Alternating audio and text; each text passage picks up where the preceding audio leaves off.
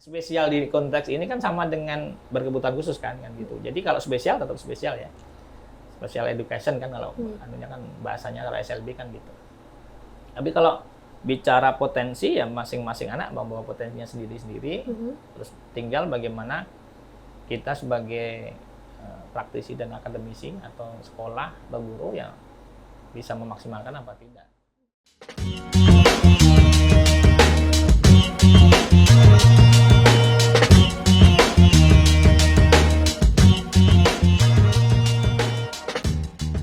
Halo Sobat BN, selamat datang di podcast Pandai dan Warung. Kali ini sesi yang cukup seru karena kita nyoba situasi yang baru gitu ya, tempat yang baru di podcast Pandai dan Warung. Biasanya ala-ala dapur, terus kita kayak ngobrol di warung gitu ya. Pandai dan Warung. Pandai dan Warung. Tapi kali ini kita beda suasana baru dan pastinya kita masih nuansa untuk merayakan Hari Guru ya. Hari Guru, betul. Jadi Hari Guru Nasional. Kita juga mengucapkan selamat Hari Guru untuk guru-guru hebat luar sana. Tanpa jasa mereka kita nggak bisa untuk mengekspor, melakukan kemampuan dan lain sebagainya kayak gitu. Dan kali ini aku Siti Akobah nggak sendirian bersama dengan Ita. Jadi hari ini kita akan sharing, bincang-bincang santai juga dengan salah satu guru hebat juga di Kota Waringin Barat yang cukup kita banggakan bersama. Kita hari ini bersama dengan Pak Dwi. Halo Pak Dwi. Halo Pak Dwi. Apa kabar Bapak? Alhamdulillah baik. Senang sekali hari ini kedatangan Pak Dwi ya. Kita akan sharing tentang banyak hal ya Bapak. Jadi boleh perkenalan, mungkin ada yang belum tahu siapa sih Bapak. Silakan Pak, perkenalkan diri. Ya. Halo, saya Kepala Sekolah SKHN 1 Pangkalambun, Dwi Haryono MPD. Kebetulan 5 tahun ini diamanai untuk mengelola yang dulunya SLB 1 Pangkalambun. Kemudian tahun ini di bulan Maret ada perubahan nama teratur menjadi SKHN 1 Pangkalambun seperti itu. SKHN. Nah, jadi ada beberapa program yang mungkin bisa bantu teman-teman di luar, termasuk salah satunya adalah program untuk konsultasi gratis tentang ABK dan sharing tentang bagaimana penanganan ABK dengan tim kita yang dimana ada terus terapi bicara dan fisioterapi di dalamnya seperti itu. Wah, sangat menarik ya. Luar biasa. Kita tepuk tangan untuk Pak Dwi. Jadi saya sebelumnya udah pernah ketemu juga sama Pak Dwi kemarin. Waktu itu saat kita liputan di sekolah langsung, kita lihat hasil karya-karyanya yang sangat luar biasa. Ada lukisan, ada suara emasnya dan lain sebagainya. Betul. Jadi itu pertama kali saya Pak melihat gimana situasi keadaan di sekolah SLB, dan itu membuat saya tuh kayak tertarik untuk mengulik lebih dalam tentang itu. Apalagi pastinya Sobat BN juga pasti perlu wawasan atau edukasi nih tentang ABK. Itu apa sih Pak? Mungkin boleh dijelaskan. Mungkin ada yang nggak tahu ABK itu seperti apa. Kalau secara umum sendiri ABK di Wikipedia mungkin bisa dicari juga bermakna tentang anak berkebutuhan khusus. Jadi lebih 40-an gitu kalau bicara ABK-nya sendiri. Tapi secara umum ada 13 yang cukup dikenal di teman-teman pendidikan luar biasa. Cuman dikhususkan lagi kalau yang ada di SLB atau SKH biasanya 6 jenis saja. Dimana yang paling umum kan yang sensori ya tunanetra sama tunarungu. Yang kena intelektualnya tunagrahita, ambang batas atau slow learner, sama berkesulitan belajar tertentu. Terus kemudian yang fisik itu ada tunadaksa, ada cerebral palsy. Kemudian gangguan emosional dan sosial itu ada tunalaras, ada autis, ADHD, ADD. Jadi secara umum sih itu yang sering muncul atau sering diketahui teman-teman di masyarakat. Kalau ABK yang lain, misalkan anak yang lahir di korban bencana, lahir di prostitusi, itu sebenarnya masuk juga. Cuman kalau bicara SLB atau SKH, ya bicara di ABK tipe lain yang itu ABK bawaan yang memang secara umum yang melekat di sekolah itu sekitar 6 atau 7 berkebutuhan khusus saja. Dan itu ya ada cerdas istimewa dan berbakat istimewa. Sangat jarang, biasanya kalau di SKH hampir tidak pernah saya temui. Sepengalaman saya, disclaimer dulu. Sepengalaman saya dia ada di posisi tertentu. Kalau dulu waktu saya masih di Solo ya di sekolah-sekolah umum tapi pakai sistem akselerasi. Jadi dia cuma 2 tahun sekolah gitu. SMA 2 tahun, SMP. Nah, itu ada cuma di sekolah-sekolah tertentu. Di Palangka rasanya ada, saya tapi nggak begitu ngulik nih. Pak, berarti anak SLB itu berarti emang fix ada keistimewaan sendiri, bakat itu sendiri atau memang seperti apa, Pak? Kalau ABK pasti nih. Pasti. Tapi kalau Iya. bicara potensi ya kita sedang bicara masing-masing anak beda kan gitu. Misalkan contoh saja. Kadang-kadang ada yang bilang bahwa setiap anak spesial, ya memang spesial, ada bahwa. Cuman kalau bicara potensi akan beda lagi. Spesial dengan potensi kan jalur yang berbeda. Contoh seperti ini. Sama-sama anak tunarungu, tidak semuanya bisa melukis. Karena secara teori mereka sama dengan kita, hanya tidak bisa mendengar saja. Yang kemudian itu yang mengganggu akademik yang lain. Contoh, ada yang pintar menggambar gitu nih. Berarti kan potensinya di situ. Spesialnya kan spesial di konteks ini kan sama dengan berkebutuhan khusus kan gitu. Jadi kalau spesial tetap spesial ya. Special education kan kalau anunya kan bahasanya kalau SLB kan gitu.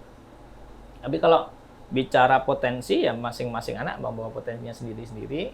Terus tinggal bagaimana kita sebagai praktisi dan akademisi atau sekolah atau guru ya bisa memaksimalkan apa tidak. Saja. Termasuk yang terpenting sebenarnya ya orang tua.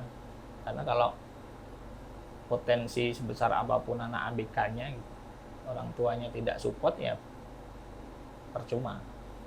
Itu yang memang di pengalaman saya loh, yang artinya saya yakin teman-teman yang bergerak atau berkecimpung di dunia PPLB-an atau anak ABK pasti akan berpendapat sama.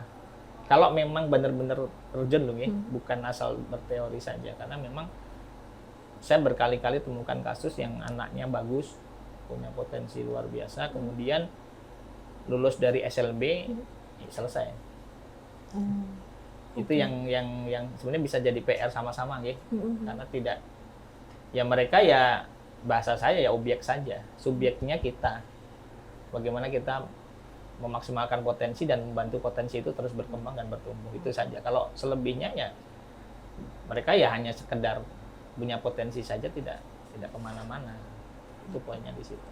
Jadi cukup menarik ya, banyak ternyata kita kenalnya ya satu ABK atau anak berkebutuhan khusus gitu aja gitu ya Pak. Ternyata masih banyak ya karakteristiknya, banyak macamnya kayak gitu. Jadi mungkin orang tua yang awam gitu Pak, gimana sih cara mengenali dan mengatasi anak tersebut. Jadi kita tahu oh ini masuk ke ini nih, ini masuk ke ini masuk ke ini dari yang udah Bapak jelasin mengenalinya tadi. sejak dini Pak. Sebenarnya kan kalau bicara kan ada 4G dibagi. Secara fungsi kan 4. ABK itu dilihat dari fungsi itu ada 4 dibagi 4 nih yang tadi bilang tadi, sensori, netra sama rungu kan terlihat saja. Misalkan tunanetra ya nggak bisa melihat kan, terlihat saja secara awam. Tunarungu juga sama. Tunarungu kan tidak bisa mendengar dan kemudian berefek tidak bisa bicara juga. Nah itu kalau saya biasa ngedukasi itu ya pakai bukunya yang Puskesmas itu, buku oren atau paling gampang kan itu.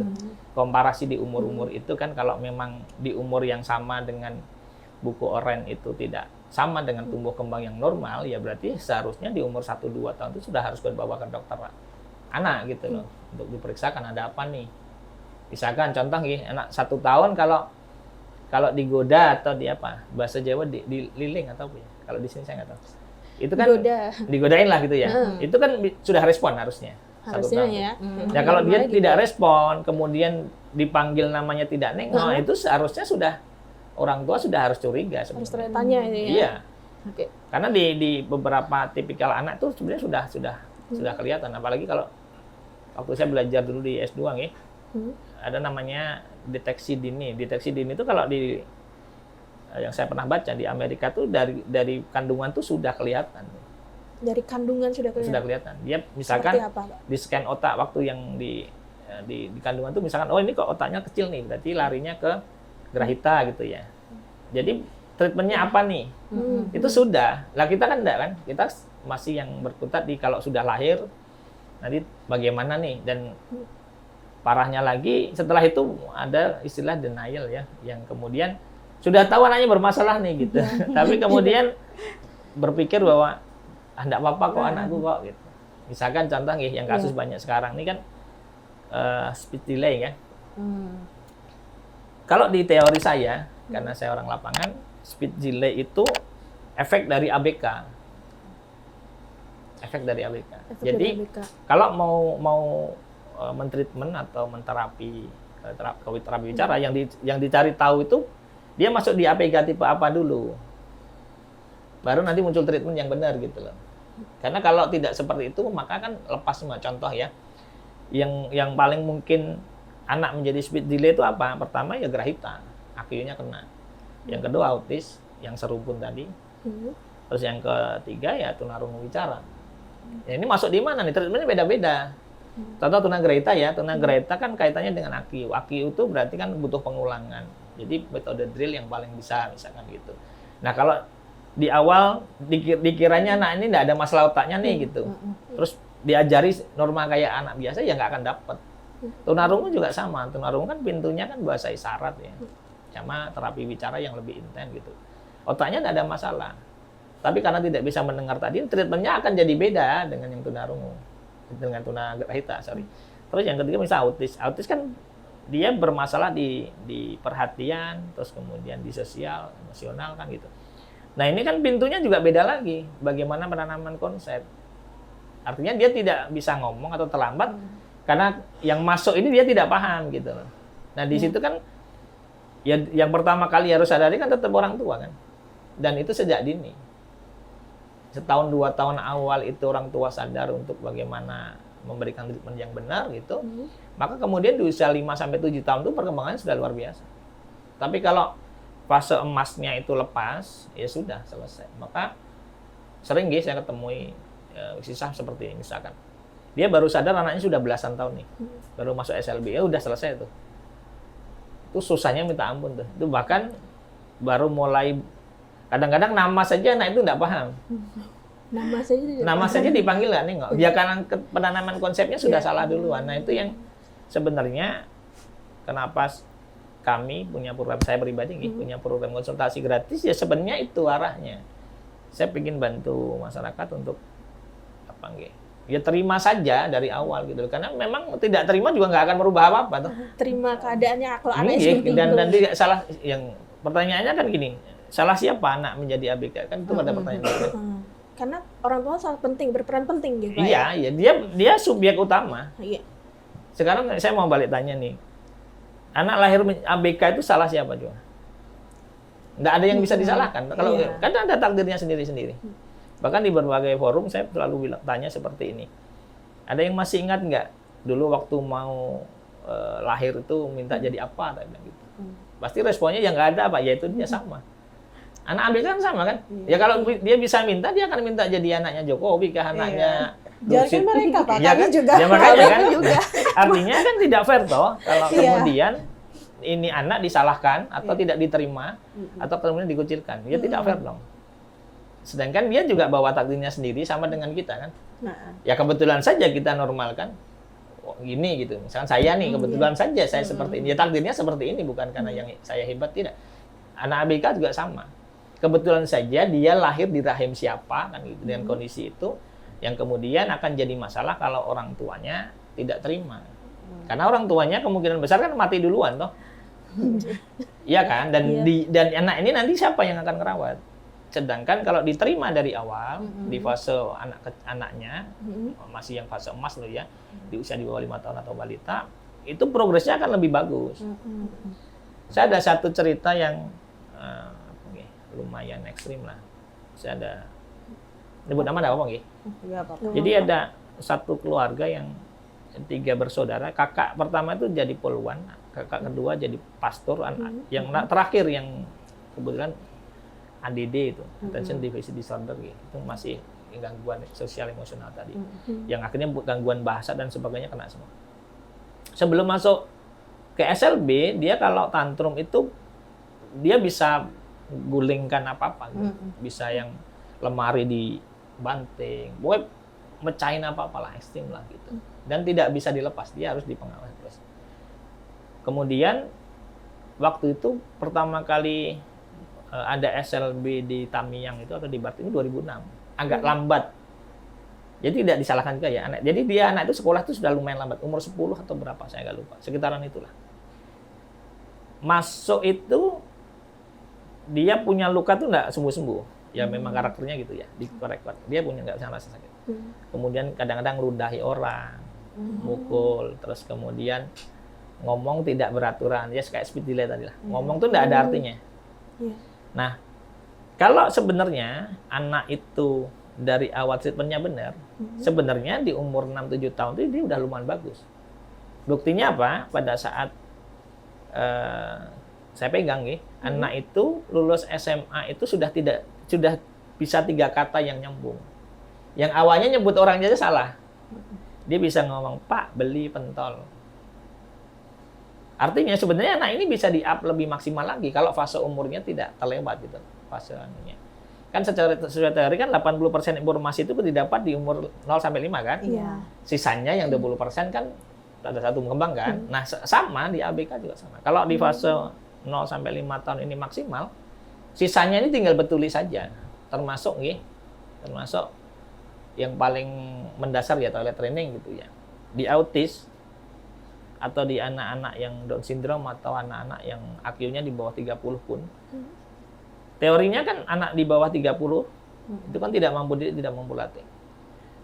Ternyata pembiasaan di rumah itu bisa merubah teori tadi. Dan saya pernah buktikan teori itu salah. Mungkin teori itu hanya berlaku untuk guru dan siswa ya.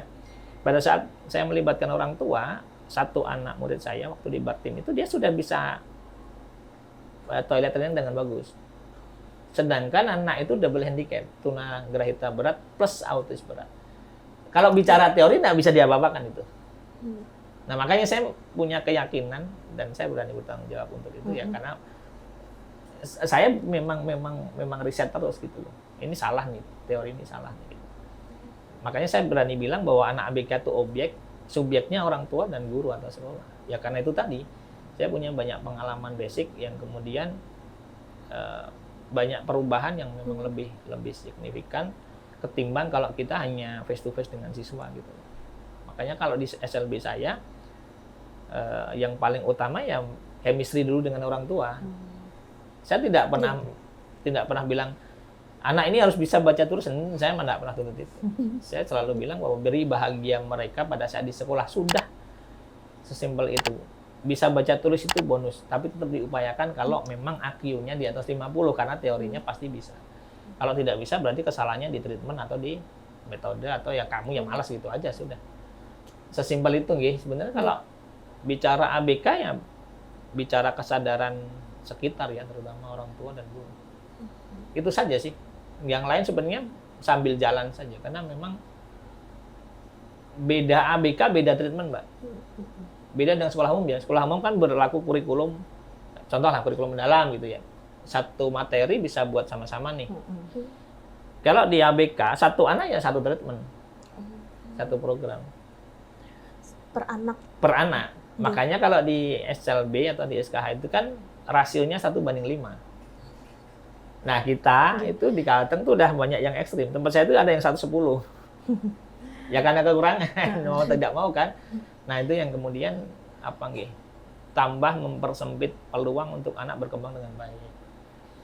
Makanya kalau di beberapa sekolah itu kan memang ada ya Mbak ya, ada yang pakai sistem shift. Kalau secara aturan kan nggak boleh, harusnya kan klasikal aja ya.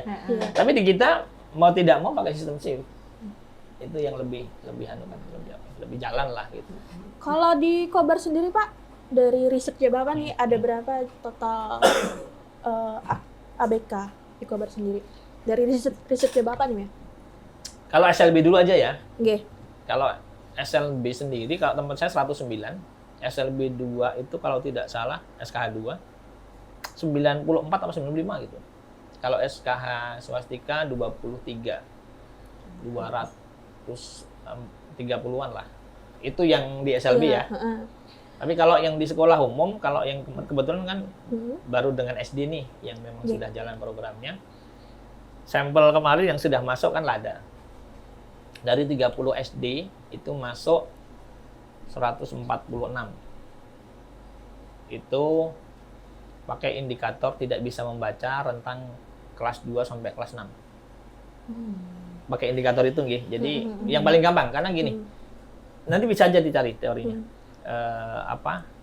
Bukan teori ya, apa namanya? Di Google saya lupa. Jadi data UNICEF lah, datanya ada. Saya cari lagi masih belum dapat yang terbaru. Saya pakai yang 2018. Jadi populasi terbanyak itu kan Grahita. 56 sampai 57%. Populasi kedua itu tunarungu sama autis sama-sama 20%. Sisanya yang 3 sampai 4% itu dibagi di tunanetra, tunalaras, terus kemudian cerdas istimewa, dan satu lagi apa? Saya nggak lupa. Cerdas istimewa, tunadaksa. Jadi makanya kalau bicara di sekolah umum, yang paling banyak pasti ya tunagrahita. Karena dia populasi tertinggi. Dan kemudian di tunagrahita ini kan fisiknya normal, Mbak. Itu yang sering kali membuat orang tua ke distract, Mbak. Bahwa anak saya normal kok, ngobrol juga biasa saja, nulis juga bisa. Padahal nulis itu dia menyalin saja. Nah, itu yang sering kali jadi masalah di sekolah umum di situ. Gimana sih Pak mendeteksinya? Kalau misalnya dia tuh normal aja nih, tapi sebenarnya dia ada potensi untuk ABK tuh. Sebagai orang tua tuh gimana deteksi awalnya? Kalau tadi bicara umur tadi ya, kalau saya pakai pola-pola komparasi dengan bukunya Puskesmas itu sejak Contoh awal kayak, ya. Kayak misalkan yang dipanggil aja di luar. Iya. Kobah. Agak. Nah itu kan itu juga bisa termasuk ya Pak? masuk juga. Jadi kan makanya gini, misalkan ya 1 tahun kan biasanya bisa ngomong beberapa kata kan. Nah di saat anak itu dipanggil diem atau matanya kemana-mana, terus kemudian responnya juga tidak bagus, anaknya cuma lemes aja, itu kan bisa banyak kemungkinan kan. Bisa Grahita, kalau matanya kemana-mana ya mungkin autis. Terus kalau diem saja, jangan-jangan ini kena polio atau bisa banyak hal ya. Artinya di umur 1-2 tahun itu sebenarnya memang fase yang memang krusial ya. Ada faktor penyebab ABK itu kan dibagi jadi 3 tempat ya. Pre, natal, pos. Nah di pos ini kan ada beberapa penyebab ya. Yang termasuk di situ panas tinggi yang sampai kejang itu. Nah itu kalau misalkan nih contoh ya Mbak ya, anak pernah kejang gitu. Nah itu seharusnya orang tua sudah habis kejang muncul apa nih? Itu orang tua sudah khawatir. Contoh ya. Sebelumnya dia anak ini responnya bagus. Setelah kejang ternyata kok dipanggil nggak nengok nih. Harusnya orang tua udah peka itu. Karena termasuk faktor utama itu ya kejang itu. Karena setiap kali kejang, kalau di kedokteran mungkin pernah bacanya kan mematikan atau memutuskan saraf kan. Jutaan saraf nih. Nah yang jutaan saraf nih ada nggak nih yang kena apa nih gitu. Makanya kan ada yang tahun berapa tuh misalkan kasus ya. Dulu waktu di SLB saya belum di sini. Umur kelas 3 atau kelas 4 itu jadi tunanetra dia. Berkurang. Terus ada beberapa kasus yang umur 2 tahun tuh sudah pinter, Al-Fatihah saja udah bisa tuh. Kena kejang, jadi autis. Bisa kemana-mana ini larinya, ini bisa tunarungu, bisa macam-macam. Makanya sebenarnya kalau anak sampai kejang gitu, misalkan ada itu kan termasuk kayak turunan ya. Jadi yang sesuatu yang diturunkan karena memang kondisi fisiknya sama dengan orang tuanya kan itu. Bukan hal yang buruk ya, tapi lebih kepada bawaan yang diturunkan orang tuanya. Misalkan bapaknya dulu suka kejang gitu. Seharusnya orang tuanya paham bahwa anaknya akan berpotensi kejang kan. Nah, kemudian untuk anaknya biar sampai nggak kejang ngapain? Ya karena itu tadi, setelah kejang tuh pasti ada kemungkinan gitu. Belum tentu, tidak semuanya, tapi ada kemungkinan mengarah bisa mengakibatkan anak ABK. Makanya harus dicek.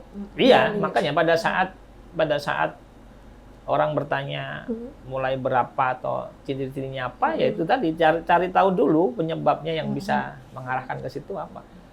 Misalkan nih Mbak, di prenatal itu kan pada saat kehamilan, pada saat hamil pernah jatuh tuh. Nah itu sebenarnya juga harus waspada juga. Termasuk itu, terus orang tuanya minum minuman keras atau ibunya punya penyakit tertentu yang ada virus yang bisa mempengaruhi anaknya. Pikiran masuk nggak Pak? Seperti kalau dari teori sih enggak loh ya, tapi kalau gizi ya. Gizi. Makanya kan kayak tunagrahita itu rata-rata di ekonomi menengah ke bawah. Itu memang dari yang jelasin Bapak tadi, peran orang tua itu emang sangat penting ya Pak, mengenali sejak dini dan lain sebagainya. Iya banget. Terus saya sangat tertarik tadi Pak tentang speech delay itu efek samping, bukan efek samping, efek ABK gitu ya Pak. Efek ABK. Nah, karena di tengah-tengah masyarakat itu masih tahu kalau speech delay itu karena dia nih kebanyakan mainan HP, kayak gitu. Habis gitu. itu karena main HP, Ya, terus screen time-nya kebanyakan. atau dia ini kurang sering diajak ngomong kayak gitu. Nah, itu gimana kalau menurut Kalau Bapak? bisa benar, tapi kalau di pengalaman saya punya pola saya kan komparasi nih. Misalkan gini, contoh. Saya biasanya anak saya tak jadikan kasus yang untuk bisa compare. Saya punya anak duanya cowok. Kebetulan selama saya di Kalimantan, saya tinggal di rumah dinas terus, di mana tidak punya tetangga. Istri saya kerja. Logikanya, anak saya nggak ada yang rawat dong, dan mau tidak mau mainnya HP. Bener nggak? Iya, logikanya benar. Gitu kan? Iya. Artinya, kalau yang disalahkan HP, anak saya harusnya kena duluan. Karena anak saya durasi main HP-nya gila-gilaan semua. Nggak ada yang normal anak saya. Ternyata tidak ada masalah. Jadi sebenarnya potensi speech delay itu sudah melekat duluan. HP itu yang memperparah gitu loh. Tidak diajak ngobrol itu yang memperparah. Makanya misalkan gini, dia autis nih. Tidak mau diajak ngobrol sampai kiamat pun, kalau konsep dasarnya belum dapat, dia anak ini tetap speech delay karena dia tidak paham. Misalkan dia anak tunagrahita atau Down syndrome gitu. Dia diajak ngomong denger, tapi dia tidak bisa mengingat jangka panjang kan?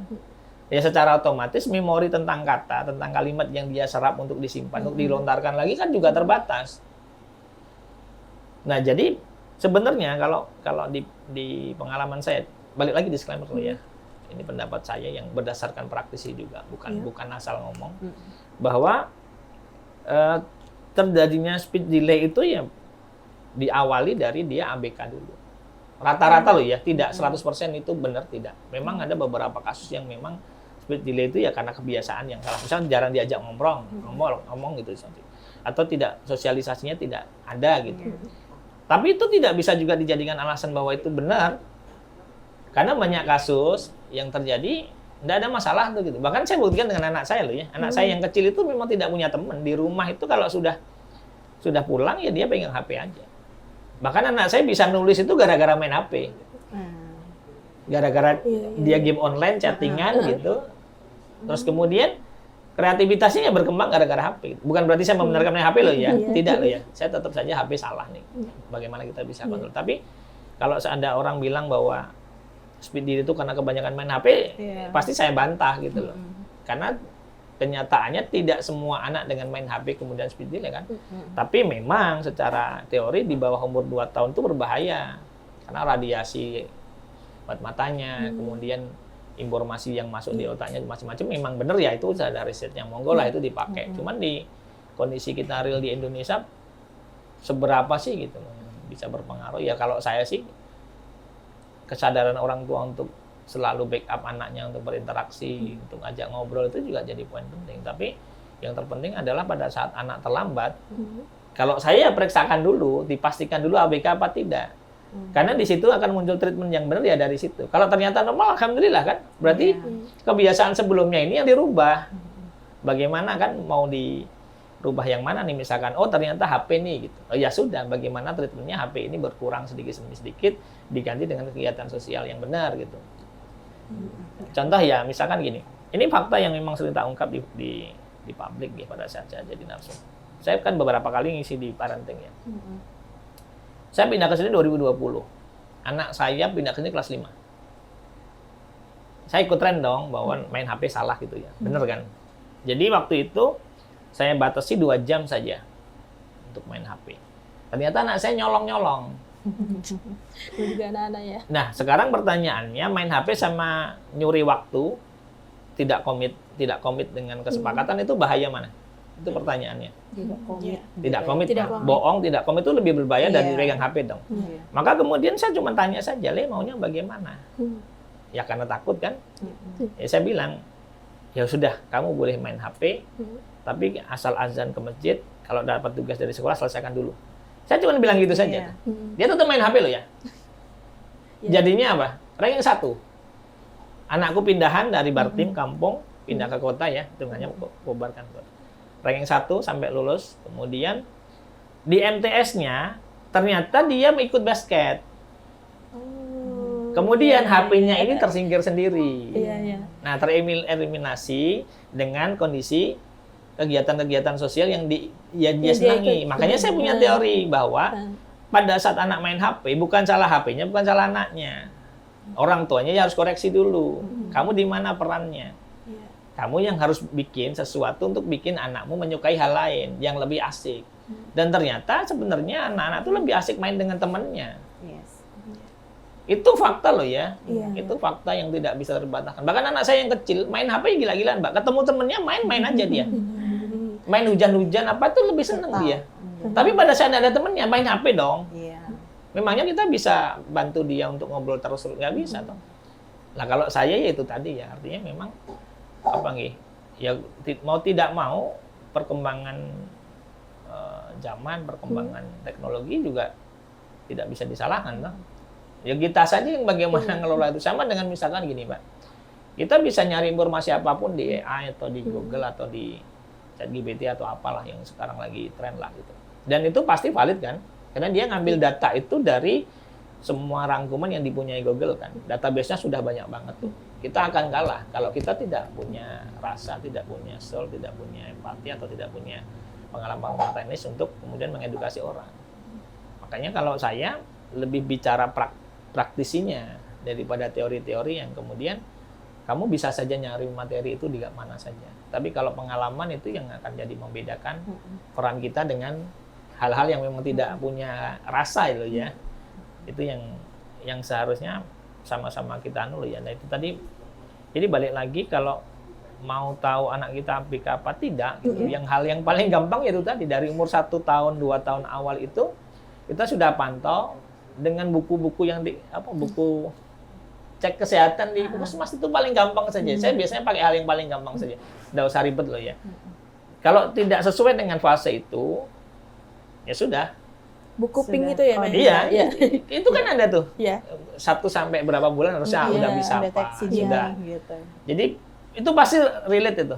Kan itu tidak dibikin asal angka kemudian ada tulisannya bisa apa kan? Iya. Itu kan juga riset juga gitu loh. Artinya kalau itu memang berkurang, kalau masih yang sedikit saja enggak apa-apa. Tapi kalau setahun harusnya sudah 2-3 kata, kok anak ini diem saja atau kemudian duduk bareng temennya dia tidak rebutan mainan atau tidak berinteraksi. Nah itu sebenarnya sudah harus diwaspadai gitu. Dan kemudian tindakan apa yang harus dilakukan orang tua, ya semakin cepat semakin baik. Segera cek. Ya, pokoknya intinya jangan malas untuk mengaku sesuatu. Kecewa boleh loh ya. Nah, bahasa itu saya. bagaimana tuh Pak cara mengatasi kalau orang tua itu denial, stres, bingung ketika tahu tuh anaknya, oh ternyata anakku, mohon maaf nih ABK gitu, gimana? Saya agak susah menjawab itu karena gini, Mm. kesadaran itu muncul kadang-kadang dari diri sendiri loh ya. Kalau dia tidak mau membuka diri, ya secara otomatis dia akan menemukan bahwa dia salah itu ya di fase yang sudah lewat. Contoh nih, di beberapa kasus pada saat saya edukasi di momen tertentu gitu kan. Di situ baru tuh, Pak, besoknya konsultasi kan. Iya. Ternyata anaknya ADHD, anaknya autis gitu. Dia baru paham, dan itu pun masih yang, Pak ini nanti sekolahnya bagaimana gitu. Iya. Yang didahulukan itu ya malunya dulu. Padahal kan tidak ada masalah nih gitu. Iya. Pak kalau mau di SD masih tidak apa-apa. Tak bilang ya terserah ibu saja. Tak bilang gitu. Intinya bahwa penolakan itu tidak akan merubah apa-apa. Semakin cepat semakin baik. Saya selalu edukasi gitu. Anak saya yang besar Mbak itu kan kidal gitu. Dan kidal itu membawa masalah pada waktu kecil gitu. Jadi anak saya tuh tulisannya ke kiri semua. Jadi kebetulan waktu saya kuliah S2 kan, kok tulisannya ke kiri semua. Iya. Saya pulang saya bilang sama istri, ini ada masalah nih gitu. Jadi di berkesulitan belajar tuh ada 5 Mbak. Disgrafia, diskalkulia, disleksia, visual apa gitu saya lupa, sama audio apa gitu. Iya. Yang kemudian yang dia kalau anak saya ini visualnya yang bermasalah kan. Dia lihat, dia proses, kemudian diterapkan di tulisan meleset. Oh, oke. Nah, jadi karena saya berkecimpung di dunia berkebutuhan khusus, jadi saya sadari dulu nih ada masalah nih. Saya bilang sama istri saya, Iya. nanti kalau ngajari baca macam-macam pelan-pelan loh ya, ini ada masalah nih. Nah, artinya kesadaran untuk kita lebih dini anak kita bermasalah itu penting di situ. Yang kedua, anak saya yang besar itu punya gangguan emosional yang luar biasa. Dari kecil itu kelahi terus. Terakhir tuh di MTS. Tapi peran kita sebagai orang tua apa? Saya hanya bilang kalau kamu duluan ya pulang tak hajar. Tapi kalau orang lain duluan kamu memang harus balas. Jadi alhamdulillah dari SD sampai kemarin di MTS, kelahi itu ya pasti dianu dulu. Diganggu. Nah, kalau kita tidak paham dengan karakter anak, itu masukannya daksa nih, gangguan emosional. Di anak gangguan emosional, itu bawaannya Mbak, itu sesuai dengan bawaan di rumah. Contoh ya, misalkan anak saya nih, di rumah sering tak hajar. Kalau anak saya bener, dia tuna laras gitu, gangguan emosional, di sekolah dia akan hajar anak yang lain. Hanya dengan alasan yang sebenarnya biasa saja gitu. Misalkan dibully kecil gitu, misalnya dipanggil namanya tidak sesuai atau ditowel saja. Itu kalau anak laras sudah langsung bisa ngamuk tuh. Kalau di rumah anak saya tadi sering saya bicara kotor, keluarnya di sekolah atau di lingkungan sama. Artinya pada saat orang tua tidak memahami karakter anak, bahwa anaknya ABK di tipe apa, itu kan berefek di kehidupan sosial anak itu. Alhamdulillah kalau anak saya SMA udah tidak kelahi lagi, sudah mulai belajar bersosialisasi kan. Terus kemudian saya juga di rumah tidak pernah mukul, saya tidak pernah bentak-bentak, tidak pernah ngomong kotor. Jadi pada saat semakin dewasa, kan secara teori gini, semua anak ABK itu normal secara kecerdasan, kecuali Grahita. Artinya, mereka punya potensi yang sama dengan kita, hanya saja ABK-nya itu bermasalah, membuat masalah akademiknya dia menjadi terhambat lah gitu. Tapi secara kecerdasan kecuali Grahita itu normal-normal saja, dan bahkan autis, ADD itu akhirnya normal-normal saja. Ya tinggal kita saja mau enggak. Sangat gitu. menarik ya.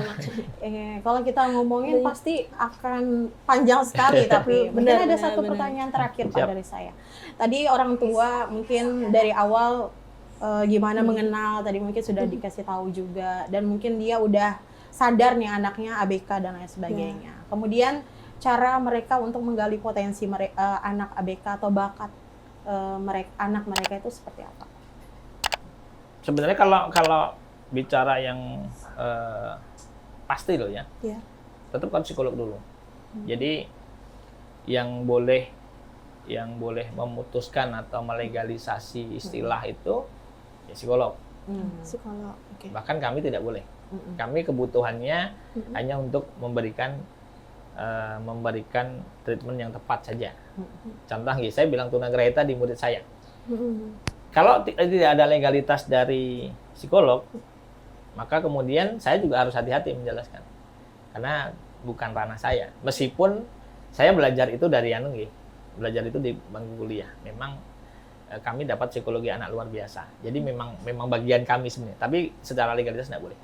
Tapi intinya pada saat anak ABK itu sudah di-assessment, maka disitulah akan ketemu potensinya di mana saja. Itu pertama. Kedua, ya lewat trial and error. Contoh di beberapa anak tunarungu itu kadang-kadang pada saat diajarkan di sekolah itu menggambar, baru kelihatan tuh, nih anak nih bagus nih.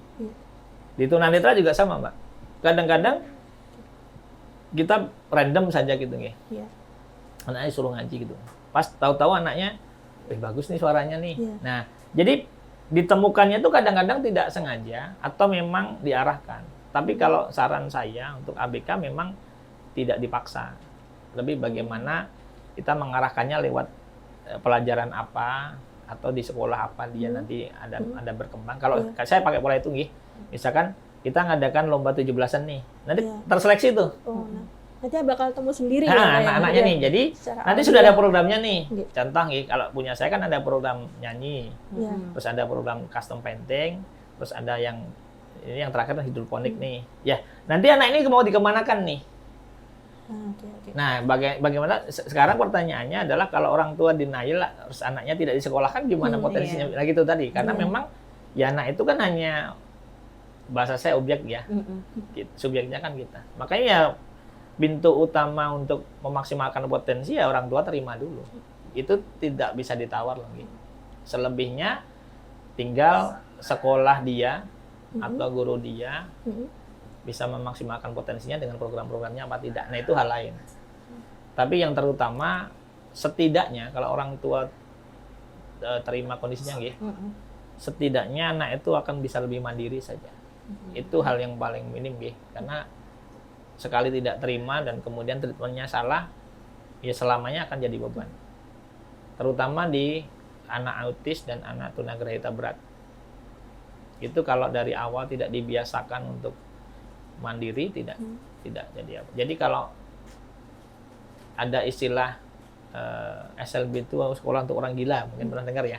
Ya karena memang di beberapa tipikal ABK seperti autis sama grahita sedang ke berat tadi, di usia dewasa nanti yang muncul perilakunya kayak orang gila.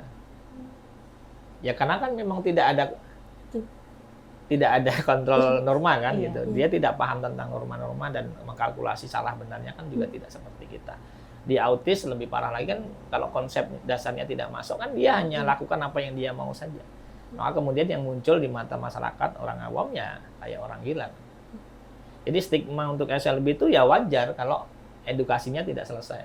Atau dari awal orang tuanya tidak paham bagaimana handle anaknya supaya nanti di umur-umur tertentu dia lebih bisa smooth saja. Kalau saya sih berpikirnya itu tadi. Kalau memang mampu ya sekolah umum, di sekolah inklusi, sediakan shadow teacher gitu. Tapi kalau tidak mampu ya pilihannya ke SLB. Kalau memang mampu anaknya tidak speed delay misalnya gitu. Ya berarti bayar terapi bicara. Kalau tidak mampu ya berarti ikut programnya SLB ya, tapi agak lebih lambat. Jadi itu pilihan-pilihan yang mau tidak mau kita tidak bisa menyalahkan kondisi nggih. Kalau saya hanya berbicara solusi nggih. Apapun itu ya saya bantu dengan cara saya. Terus kamu terima apa tidak ya monggo. Makanya yang tadi kita ngobrol sebelum oleh tadi kan jangan tanyakan Pak bisa konsultasi tentang ABK.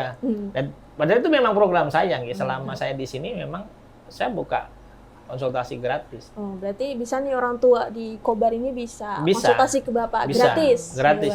Dan yang penting kan ngabari dulu nih gitu kan. Soalnya kan gini, kadang-kadang tahu-tahu datang nih pas kayak ini tadi. Tadi kan kebetulan dari lapas ini nggak ngomong kalau mau pasang paving kan. Tahu-tahu saya sudah di jalan baru Pak saya mau ke sana jam 10 pasang paving ya sudah tak bilang. Anu nggih sama tim saya saja saya sudah ada janjian duluan karena memang kalau ya saya biasa kalau jam 10 ya sebelum itu sudah datang, prepare dulu apa. Jadi nggak ada apa nggih. Lebih enak saja lah, lebih enak untuk briefing atau apa kalau di acara apa. Jadi kalau di narasumber juga sama nih, sudah bisa audiennya bagaimana. Jadi kalau mau berbelok untuk bikin strategi lain itu lebih enak saja kan daripada tergesa-gesa kalau saya kan gitu saja.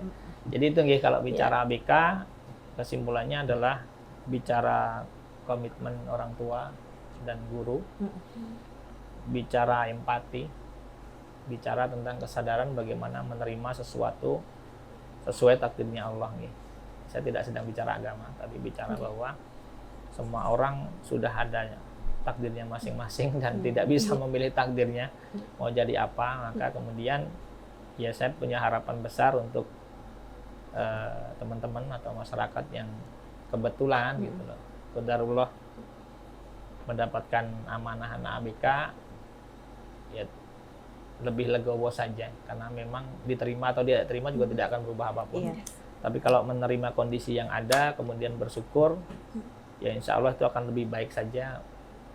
Baik untuk anaknya, baik untuk orang tuanya, baik untuk masyarakat, dan terutama adalah kita punya harapan besar, barangkali loh nggih, Nggih. nantinya di akhirat bisa jadi penolong kita lah. Kalau saya lebih ke situ saja nggih, karena memang kita tidak tahu, mereka kan tidak kena hisab nggak kayak kita. Toh. Kita yang normal-normal ini senang-senang aja sekarang, Iya. besok nggak tahu kan gitu. Itu nggih, moga-moga Iya, saja iya. bisa sedikit mencerahkan, memberikan edukasi. Balik lagi itu perspektif yang memang saya berani sampaikan karena memang saya praktisi nggih. Ya hanya kebetulan saja akademisinya ada gitu saja, tapi saya akan lebih pede karena memang lebih banyak riset di lapangan ketimbang mengulik teori-teori yang kadang-kadang tidak pas saja gitu. Jadi kalau ada kurang tepatnya ya bisa dikoreksi, dan kalau ada benarnya ya alhamdulillah lah gitu, tidak ada gimana-gimana.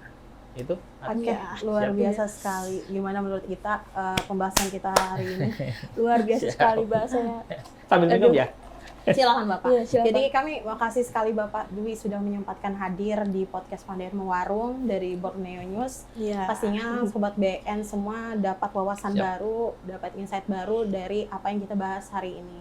Mana kita ketahui bahwa ABK itu orang-orang spesial gitu ya Pak. Mana kita juga bisa belajar dari mereka, mereka bisa belajar dari kita, dan Betul. bagaimana kita mengkondisikan ketika ketemu mereka atau Betul. mereka ketemu kita, seperti itu. Dan intinya selalu baik kepada semua orang. Siap. Betul Teman-teman sekali. Sobat BN pastinya sangat senang sekali hari ini ya. Dan jangan lupa untuk like, comment, subscribe, dan share ke seluruh media sosial yang kalian punya. Komen jika ada pertanyaan dan lain sebagainya. Nanti kita akan sampaikan ke Pak Siap. Dwi. Terima kasih sekali lagi Pak Dwi Siap. telah hadir hari ini. Terima kasih, Kami Bapak. sangat senang sekali. Sama-sama. Suatu kehormatan untuk kami. Siap. Dan terima Ibu kasih sangat juga bermanfaat, Pak. untuk Sobat BN yang sudah menonton dari awal sampai akhir. Sampai jumpa semuanya. Bye-bye. Siap. Thank you.